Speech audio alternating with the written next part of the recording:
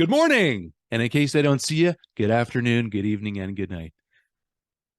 Big Jim Carrey fan. Had to do it. Had to do it. Yes, I do say good morning because, as you guys know, I mostly don't get to react to signings, trades, deals this early, but here we are. So Alex Newhook, newly acquired Alex Newhook, signs a 4-year, $11.6 million contract with the Montreal Canadiens that will carry an AAV, an average annual value, or a yearly cap hit of $2.9 million. And what's interesting about that number in particular is the Canadiens decided not to qualify Denis Gurianov, who would have been earning $2.9 million this year if they would have done that. But they decided not to, and they're getting younger, they're getting faster, they're getting more talent, and Alex Newhook, they believe, is the next part of the Canadiens rebuild. I say he's the next part of the rebuild, and I do genuinely believe that, actually, but it's also interesting that he's only 22 years old. We know that he's already won a Stanley Cup. We talked about him a bit in the trade reaction video already, but now that he's actually going to be here, I think just based on what I've seen of him so far, even just in his brief interviews too, and the Kirby Dach deal comparison, and a really interesting tweet actually here from Montreal beat reporter from Sportsnet, Eric Engels, who may be appearing on this channel again very soon. I say again because, yes, in the COVID days, Eric actually did come on and talk with me here on the channel. But anyway, regardless, this tweet is actually pretty interesting coming from Mr. Engels himself. Alex Newhook came to the Habs with a 27 goals, 66 points in 159 games, also had a Stanley Cup. Kirby Dach came with 19 goals, 59 points in 152 games. Newhook point per game was 0.41.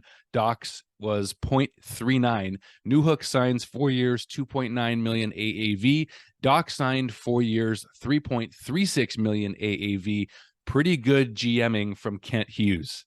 Already announced this morning that Alex Newhook will wear number 15 for the Montreal Canadiens. So sorry, KK. Sorry, not sorry. I mean, from a competitive side, I'm okay with the fact that KK is gone, but I mean, I knew number 15 is coming to town, and I really hope it goes well on the back of Alex Newhook's jersey. So all the best to Alex there. And yeah, fun facts for you. We all saw how the Kirby Dach experiment went last year. We saw the kid flourish, step into this new opportunity with the Montreal Canadiens at just the ripe age of 21 years old. Now we see Kirby Dach flourishing, and both these players, Kirby and Alex, have an opportunity to make these contracts look like absolute steals in the next coming years as they look to up their point production. But not just that. It's also the elements we even saw Kirby Dach bring to the table, right? He can play the wing. He was very successful playing on the top line with Nick Suzuki and Cole Caulfield for a little while last year.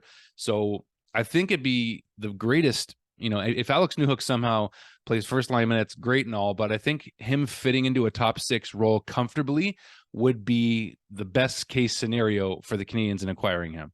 I don't think some folks agree yet that that's where he is right now, but the Canadiens certainly seem to believe, especially the price that they paid for him, a first rounder, a second rounder, and a defense prospect in this year's draft, all occurring recently in the last few weeks before the draft, the day before, actually.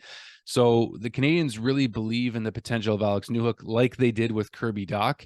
And Alex already comes in as a winner, as we know, but they really like his speed. They like his skill set. They like his shot. He's got a really good quick release shot. As I mentioned in the title of the video when we acquired him, he's a quick release shooter and also a guy that can play power play minutes, easily can be slotted into the power play 2 role. And a guy that, honestly, I actually had a conversation with a Colorado Avalanche fan after a ball hockey game recently, and he said that he was sad to see Alex Newhook go. He actually kind of compared him to Arturi Lehkonen a little bit, just in terms of how hard he works, maybe just a bit more talent there in terms of Newhook. So for a genuine Colorado fan to actually be sad that Newhook was leaving is probably a good sign for Habs fans. It doesn't hurt anyway. So I thought that was good to hear. Looking at the contract itself, on cap friendly, it is going to be $2.9 million base salary for each season. And that doesn't have any signing bonuses here. No playing bonuses. So what that means basically is that Alex Newhook was, of course, an RFA. An important piece of information about Alex Newhook's contract is that at the end of it, he is still going to be a year away from full UFA, unrestricted free agent status. So therefore, the Canadiens have an opportunity to re-sign him then again if things are going well at that point in the rebuild, which hopefully you expect that they are, and the Canadiens are entering their very competitive potential cup window there in 4 to 5 years. So that's a good thing to know. So now that he's actually signed officially, we can have a little bit of fun, I think, with trying to figure out who Alex Newhook is going to play with next season with the Montreal Canadiens. And the first combination that came to mind, and it's very quick off the top of my head, and this is assuming that Kirby Dach maybe doesn't start the season at center, but I thought some combination of Sean Monahan at center, Alex Newhook on the left, and Kirby Dach on the right. At this moment, I don't know who else plays on the top line with Suzuki and Caulfield. So again, they may go back to what's familiar and start Kirby Dach on the wing with Suzuki and Caulfield. But the Canadiens keep saying that they still see Kirby Dach as a center. So if that's the case, maybe you have Kirby Dach at center, Alex Newhook on the left, and then Josh Anderson on the right. There's a couple of interesting combinations here, but I think for me, I definitely would like to see Christian Dvorak stay down in the third line center role if he's still a Montreal Canadian, which I think he's going to be at the beginning of next season. His cap hit is just too high, I think, for another team to take on for the next 2 seasons, not knowing fully what's left in Christian Dvorak. I'm not saying that he's not a good player. I think he's okay. I don't think he's as bad as some folks make him out to be. But if you have Dvorak on the third line, then you can, stick Dvorak with Brendan Gallagher on the right and say Uri Slafkovsky on the left, something like that. I don't know if Slav would be a good combination on that line. I have no idea. But we're talking about Alex Newhook right now, right? So you stick Newhook. I think Newhook really fits into the top 6. I think that's the goal anyway. So I think right out of training camp, Marty St. Louis and the Canadiens are going to give Newhook every chance to crack the top 6 in the Habs lineup. Based on the talent level that they have, I mean, you saw Mike Hoffman in the top 6 for a decent portion of last season, just for the fact that he was one of the only healthy forwards for the Canadiens throughout most of the season. So you got to wonder who else could take that slot if it's not going to be Alex Newhook, right? As for next season and maybe going forward, I don't know, as the Canadiens continue to get better in the top 6, if they plan to through trade or through free agency, what have you. But I definitely think the goal is to have Alex Newhook in the top 6. I will be surprised if he's not on the second line next season. Maybe he even finds himself playing on the first line with Caulfield and Suzuki. I don't think that's impossible. I don't think that, based on the speed, the skill that Suzuki and Caulfield already have, if Alex Newhook can somehow complement that.